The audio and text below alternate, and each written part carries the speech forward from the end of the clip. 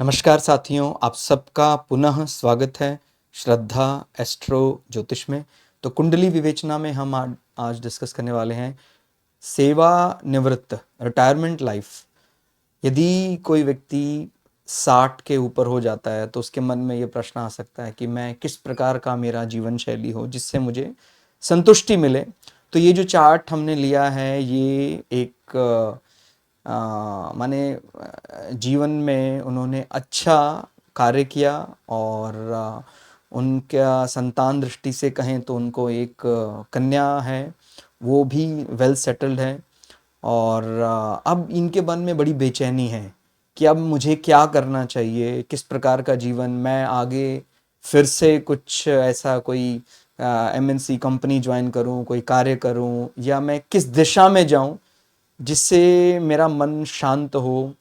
और इनके धर्म पत्नी भी माने वो इनका कंधे से कंधा मिलाकर साथ देते हैं, जो ये कार्य करेंगे उसमें वो बखूबी इनका साथ देंगे। लेकिन अभी ये बड़ी उलझन में है, खासकर के ये जब से इनको प्रत्यंतर दशा माने महादशा में तो राहु चल ही रहा है और अंतरदशा में शनि, और प्रत्यंतर दशा में जब से Rahu as a delivery boy आया है तो इनको और ज़्यादा मतलब कई बार इनका मन लगता है कि दोबारा से कोई ऐसी हम कंपनी ज्वाइन कर लें, कोई ऐसी फर्म ज्वाइन कर लें, किस प्रकार का कार्य करें जिससे इनको शांति मिले। और जैसे जैसे उम्र बढ़ रही है क्या, और माने अभी तो संतान तो इनकी एक बेबी गर्ल ही है, उनकी शादी हो गई है। तो अब कोई माने ऐसा कुछ कौन रहे साथ में, ये भी इनके मन में दुविधा है, प्रश्न है। तो शुरुआत करें, यदि लग्न वृश्चिक लग्न ज्येष्ठा नक्षत्र, ठीक हो गया, डीप यानी लग्न में भी डीप गंडांत है।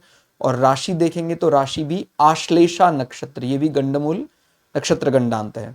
और इनके भार्या, इनकी धर्म पत्नी का भी जो चंद्र नक्षत्र है वो नक्षत्र गंडांत में आता है। तो कहीं ना कहीं जो एक माने हम नक्षत्र गंडांत का अर्थ क्या निकालते हैं कि सीधा धर्म का मोक्ष से मिलन, बीच के दो जो फेज होते हैं हमारा अर्थ और कामना पूर्ति, कहीं ना कहीं ऐसा लगता है वो गैप हो रहा है बीच बीच में, ठीक हो गया। और इसी कारण से इनको कई बार बड़ा अकेला फील होने लग जाता है, कई बार बहुत बहिर्मुखी होने लग जाते हैं। देखिए, गुरु की दृष्टि से देखें तो गुरु और केतु का मिलन अच्छा मानते हैं, और लेकिन चंद्रमा भी राहु के साथ है। चंद्रमा यानी मन को राहु बीच बीच में बहुत बेचैन कर देते हैं, परेशान कर देते हैं। तो अब क्या किया जाए जिससे मन इनका शांत रहे। तो लग्नेश कहाँ से एग्जीक्यूट कर रहा है? दूसरा भाव। दूसरा भाव वैसे तिजोरी का होता है, धन भाव का होता है, लेकिन दूसरा भाव हमारी आध्यात्मिक वाणी का भी होता है, ठीक हो गया। चंद्रमा है वो कर्क राशि का नवम भाव में है।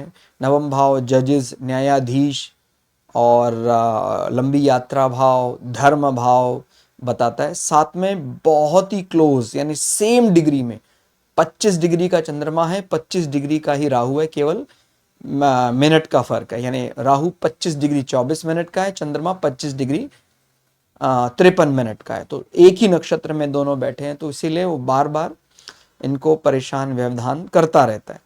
तो इनके लिए जो सबसे बड़ा उपचार, माने इनकी सुपुत्री खासकर परेशान थी भी, हम क्या करें इनके लिए कि ये प्रसन्न रहें। तो अब रिटायरमेंट के बाद जैसे हम बोलते हैं गुरु केतु का संबंध हम अच्छा मानते हैं सामान्यतः, यदि मुक्ति चर्चा, और वो लग्नेश का डिपॉजिटर भी है, यानी दूसरे भाव में लग्नेश बैठा है। लग्नेश के साथ साथ और भी कई ग्रह बैठे हैं, हम देख रहे हैं मंगल बैठे हैं, साथ साथ ऑफिस का स्वामी यानी सूर्य 10th लॉर्ड होकर वो आध्यात्मिक वाणी भाव में बैठा है। इच्छा पूर्ति रूटीन इनकम भाव का स्वामी भी धन भाव कह लें, आध्यात्मिक वाणी भाव में बैठा है। शुक्र जो पार्टनर स्पाउस को रिप्रेजेंट करता है, एज वेल एज हमारा फाइनल मोक्ष हाउस का स्वामी होकर भी वो सेकंड हाउस से एग्जीक्यूट कर रहा है, ठीक हो गया। तो यहां कई प्रकार के बड़े राजयोग बन रहे हैं। आप जानते हैं लग्नेश का दशमेश के साथ संबंध हो गया, यानी मंगल का सूर्य के साथ संबंध हो गया, तो ये प्रबल long lasting fame related to status, इसी प्रकार से लग्नेश का सप्तमेश के साथ भी संबंध हो रहा है। ठीक हो गया। सप्तमेश कौन है? शुक्र। तो related to partnership, related to spouse, ये हमें राजयोग का फायदा यहाँ मिल रहा है। और वैसे तो नेचुरल एनिमी मानते हैं हम मंगल को और बुध को, लेकिन जब इन पर एक और रेस्पॉन्सिबिलिटी यानी पहले और 11वें भाव के स्वामी होकर जब ये प्लैनेट मिलते हैं यानी मंगल और बुध, तो वो धन योग, धन योग का मतलब होता है जो काफ़ी लकी है रिलेटेड टू इच्छा पूर्ति, पैसे की दृष्टि से। ठीक हो गया। तो रूटीन इनकम में इनको वैसे भी कोई व्यवधान आने वाला है नहीं, इनकी इच्छा की पूर्ति सारी हो जाएगी। 37 सर्वष्टक वर्ग इनको पॉइंट्स मिलते हैं। यानी अगर सर्वष्टक वर्ग चार्ट देखते हैं तो दिल खोल कर दूसरे ग्रह और दूसरी राशियों ने 11वें भाव को भर भर कर दिया है। यानी हम वैसे भी कई लोग जैसे कहते हैं कि सर इसका तो मुख्य रूप से महत्व जब इसकी दशाएं आती हैं, लेकिन हम भूल रहे हैं कि दशा तो हर माने कभी 5 दिन, कभी 6 दिन, जब हम बात करते हैं प्राण दशाओं की तो उसका महत्व रहता ही है, इसीलिए हम इसको इग्नोर नहीं कर सकते हैं। ठीक हो गया। कई बार बोलते हैं नहीं सर सर्वष्टक वर्ग तो हम केवल दशा में देखें, लेकिन आप ये भूल रहे हैं कि दशाएं तो हमेशा ही सूक्ष्म दशा, प्राण दशा में चलती ही रहती, इसलिए हमें ओवरऑल भी सर्वष्टक वर्ग, भिन्नाष्टक वर्ग देखना ही चाहिए। ठीक हो गया। तो ये ऐसा मत समझिए कि आप दशाएं चलेंगी तो ही उसका विचार करना है भाई। ओवरऑल तो यहाँ बिंदु बल, जैसे बिंदु और रेखा से निकालते हैं, बिंदु पॉजिटिव मानते हैं, रेखा नेगेटिव, तो अगर कैंसिल होने के बाद 37 बन रहा है तो बहुत बढ़िया है। तो अगर इनके मन में कुछ ऐसा है कि मेरा रिटायरमेंट लाइफ कैसा होगा, ठीक है रहेगा, सिक्योर रहेगा, तो चिंतित होने की जरूरत नहीं। हालांकि ये बात यदि लग्न से जब एंटी क्लॉकवाइज चलते हैं तो 8वें भाव के सर्वष्टक वर्ग अंक कम है, तो सोसाइटी में ये कभी मैसेज कन्वे हो सकता है कि भाई माता पिता हैं, अकेले रहते हैं, कैसे हो पाएगा। ठीक है। तो ये जरूर हम विचार कहीं ना कहीं 8वें भाव से करते हैं, लेकिन आपको ये बात याद रखनी है, एक होता है ये चीज कन्वे हो जाना, एक होता है उस हाउस के लॉर्ड की स्थिति, उस हाउस का लॉर्ड। अब मरकरी 8th लॉर्ड भी 11th लॉर्ड भी, तो वो ज्यादा तवज्जो, ज्यादा इंपॉर्टेंस देता है कन्या राशि को, उसकी वो उच्च राशि है। ठीक हो गया। तो वो या मूल त्रिकोण भी कन्या राशि है, तो वो उसको ज्यादा तवज्जो देता है, और 8th हाउस भी उसी की राशि है, तो वो धन योग तो बना ही रहा है। यानी 11th का और फर्स्ट हाउस के लॉर्ड यहाँ तो मिल ही रहे हैं, तो इसमें तो कोई दो राय है ही नहीं, इसलिए इसमें कोई समस्या अपने को प्रतीत नहीं होती है। तो आपको ये बात जरूर ध्यान रखनी कि जब भी कोई प्लैनेट अष्टमेश होकर साथ साथ वो एकादशेश भी है, और एकादशेश की भूमिका में इनफैक्ट ज्यादा महत्वपूर्ण रोल प्ले कर रहा है, तो इसकी इंपॉर्टेंस ज्यादा माननी है। ठीक हो गया। तो 11वें भाव का स्वामी होकर बुध ज्यादा अच्छा करने का प्रयास कर रहा है, और अगर अष्टमेश की भूमिका में भी है तो सर्वष्टक वर्ग अंक कम हो सकते हैं, सोसाइटी में मैसेज जा सकता है कि माता पिता अकेले रहते हैं, उनका ठीक हो जाएगा, नहीं होगा, वो कन्वे तो होगा ही, लेकिन वास्तविकता क्या है, जो बुध है वो धन योग में इन्वॉल्व है, तो इनको अपने अर्थोपार्जन के लिए कह लें, अपने आय के साधन कह लें, रिटायरमेंट लाइफ में भी बने रहेंगे। ठीक हो गया। अभी अब करें क्या, माने अब ये प्रश्न आता है कि इनको किस प्रकार का कार्य, क्या कुछ ऐसा करें। तो देखिए, मन जहां रमता है और बुद्धि का स्वामी जब जहां रहता है, उससे संबंधित कुछ ऐसा कार्य करें तो बहुत बढ़िया रहता है। और उम्र का एक पड़ाव भी होता है भाई, जैसे धर्म अर्थ काम मोक्ष के हिसाब से जीवन को बांटा गया है, तो अब कहीं ना कहीं एक प्रकार से धर्मपरायण होकर मुक्ति की साधना में लगना चाहिए, और धीरे धीरे गृहस्थ के बाद वानप्रस्थ जीवन में प्रवेश करना चाहिए।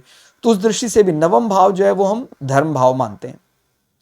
दूसरे भाव को वैसे अर्थ तो मानते हैं, माने इनकी जो जितनी भी ऐसा मन में कभी लगता है अर्थ संबंधित समस्याएं हैं या सेविंग रिलेटेड इशू हैं, वो सब दूसरे भाव से दूर हो जाएंगे। लेकिन जब हम इसको धर्म के साथ जोड़कर देखते हैं तो उसको आध्यात्मिक वाणी, ठीक हो गया, याद रखना है, दूसरा भाव धर्म है, दूसरा भाव हमारा वाणी रिलेटेड टू स्पिरिचुअलिटी। तो अगर कुछ इस प्रकार के कार्यों में लगते हैं, दूसरे के वाचन को, दूसरे के धार्मिक वाचन को बढ़ाने के लिए प्रमोट कर देते हैं, मीन्स जिस सोसाइटी में रहते हैं उसमें कुछ ऐसा कार्य ये करते हैं जहां पर इनके कारण कुछ ऐसा लाइक भगवत गीता का डोनेशन है, और हालांकि इनको खुद भी पढ़ना चाहिए, दूसरा भाव, लेकिन अगर अभी के लिए इनके मन में कुछ ऐसा ज़्यादा अटैचमेंट नहीं आ रहा है कि मैं नहीं कर सकता हूँ, तो ऐसा अभी माने उसको इनिशिएट करें, धीरे धीरे दूसरे भाव के लिए ये अच्छे समर्पित हो जाएंगे।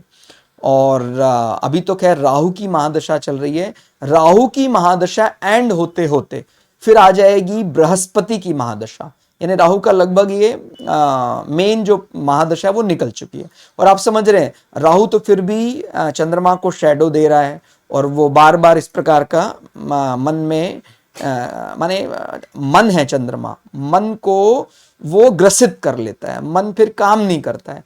लेकिन जब बृहस्पति आएंगे तो उसका ऑब्जेक्टिव रहेगा दूसरा भाव और पांचवा भाव।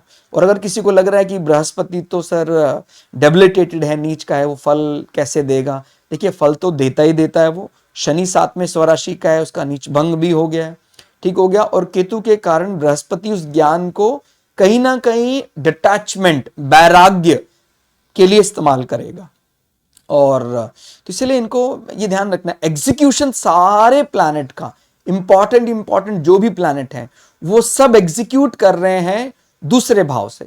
तो इनको जैसे मैंने बताया भगवत गीता है, और मोरल वैल्यू बढ़ाने वाली कोई भी चीजें अपने सोसाइटी में जहाँ रहते हैं छोटे बच्चों को नैतिक मूल्य बढ़ाने वाली पुस्तकें भी बंटवा सकते हैं, अपना नाम लिख कर ऐसा कर सकते हैं, ठीक हो गया। और घर में कुछ इस प्रकार का यदि धीरे धीरे और करेंगे, ऐसा बृहस्पति में तो जरूर करेंगे, घर में ऐसा कुछ पारायण करें या करवाएं, बहुत बढ़िया रहेगा कि भाई हमने कोई ऐसा नैतिक मूल्यों को बढ़ाने की धर्म चर्चा घर से इनिशिएट की, या जिस जगह हम रहते हैं उस सोसाइटी में की, तो बहुत बढ़िया। इनके ये सारे कॉज ऑफ वरी जो है वो सब समाप्त हो जाएंगे, जिसके कारण से ये चिंतित हैं। इनके मन में ये भी एक चिंता उत्पन्न हुई थी रिलेटेड टू 4th हाउस, कि जिस जगह हम रहते हैं, जिस सोसाइटी में रहते हैं, वो हमारे लिए कोऑपरेटिव है भी या नहीं, या हमें अपने रेजिडेंस को बदलना चाहिए। बहुत बढ़िया इनका निवास है, तो उस निवास के बारे में भी प्रश्नवाचक चिन्ह शनि ने अपनी अंतरदशा में लगाए। हालांकि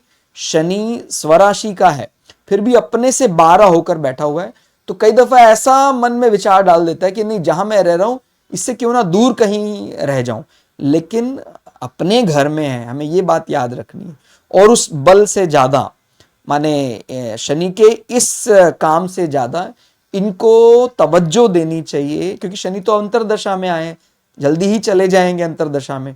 तो फिर हमने जो कुछ, अगर यदि ऐसा विचार भी कर रहे हैं कि हम रेजिडेंस को, अपना जो भवन है उसको कहीं और शिफ्ट कर लें, तो ये विचार फिर माने निराधार सा प्रतीत होगा। इसलिए इस संकट से बचना चाहिए, खासकर में जब से प्रत्यंतर दशा में राहु लगा है। तो राहु बहुत ज्यादा विचार करता है, बहुत कैलकुलेशन है उसके पास, ये कर लूं क्या, वो कर लूं क्या।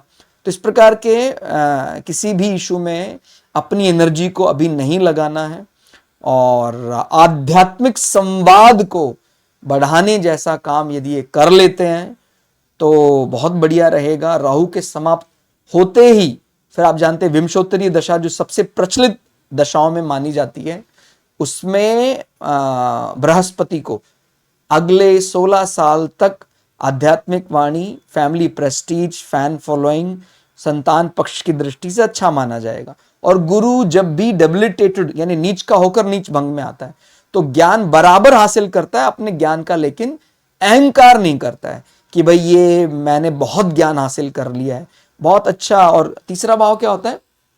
तीसरा भाव होता है हमारा जो कम्युनिकेशन नेटवर्क, आप इसको कह सकते हैं, हमारे किसी भी प्रकार के जो अलग अलग जो पब्लिक प्लेटफॉर्म है, हमारे पोर्टफोलियो हैं, उनमें भी हम ज्यादा प्रोएक्टिव होकर कार्य करने लग जाएंगे। फिर जो भी हम कार्य कर रहे हैं रिलेटेड टू स्पिरिचुअल कम्युनिकेशन, वो पब्लिश करने लग जाएं, लोगों को के साथ शेयर करने लग जाएं। ऐसा भी निश्चित रूप से बृहस्पति की महादशा में होगा, और बहुत सौम्यता के साथ, बहुत माने विनम्र होकर बृहस्पति की महादशा में ये आगे बढ़ेंगे। तो हर प्रकार से इनके लिए यही सल्यूशन है, सेवानिवृत्त होकर इनको तो दूसरे भाव के बल को खासकर बढ़ाना चाहिए।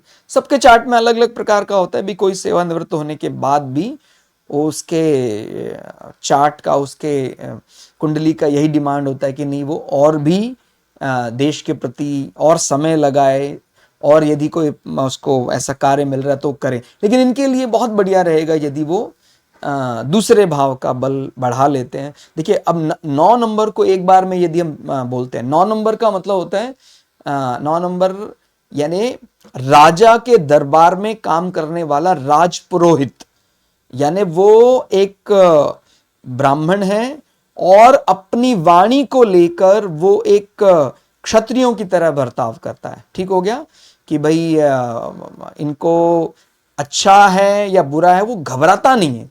तो राजा के दरबार में काम करने वाला राजपुरोहित, तो इस प्रकार की वाणी में गंभीरता है और वाणी में एक शौर्य भी झलकेगा। ठीक हो गया, बृहस्पति में खासा उजागर हो जाएगा। तो दूसरे भाव को ये प्रमोट करें, बढ़ाएं, जितना ज्यादा बढ़ाएंगे उतना ही इनका मन शांत रहेगा, और ये जो नेगेटिव इम्पैक्ट अभी इनको जान पड़ता है कि कुछ ऋणात्मक है वो दूर हो जाएगा। और चंद्रमा राहु बहुत क्लोज है, तो जिस सभ्यता संस्कृति में है, नवा भाव कहीं ना कहीं लंबी यात्रा का रिप्रेजेंट करता है, और नवा भाव में हम अपने गुरुओं को भी देखते हैं। तो हो सकता है कि इनको शिक्षा देने वाले गुरु जो आधुनिक ज्ञान की अच्छी समझ रखने वाले हैं वो इनके गुरु हैं। और चंद्रमा राहु माने मन पर एक प्रकार का फॉरेन लैंग्वेज, फॉरेन कल्चर का अच्छा खासा प्रभाव दिखाई देता है, और ऐसा करना ठीक भी रहेगा कहीं ना कहीं। ठीक हो गया कुछ हद तक, तो उससे ये अलाइनमेंट बन जाती है कि राहु संबंधित क्या नहीं, तो जो राहु के सिनोनिम पर्यायवाची हैं उनसे संबंधित अनुदान, उनसे संबंधित सहयोग समाज में बहुत बढ़िया रहेगा। तो आज के लिए फिलहाल इतना ही। ये चार्ट का एक ब्रीफ सा हमने इंट्रोडक्शन यहाँ आपके साथ शेयर किया। बताने को बहुत चीजें हैं जो नवमांश के साथ, अतिरिक्त वर्ग कुंडलियों के साथ भी बताई जा सकते हैं, लेकिन अभी एक मुख्य चीज ये था कि जब हम किसी चार्ट को एक सेवानिवृत्ति के बाद देख रहे हैं, रिटायरमेंट के बाद देख रहे हैं, तो ज्यादा एग्जीक्यूशन है जहां से, खासकर लग्नेश का, चंद्रमा का, उनको तवज्जो देकर उस प्रकार के कार्य में लगने से मनः शांति मिलती है। तो मिलते हैं अगली वीडियो में, तब तक के लिए जय श्री भगु पराशरा, जय श्री शुक्राचार्य, नमस्कार।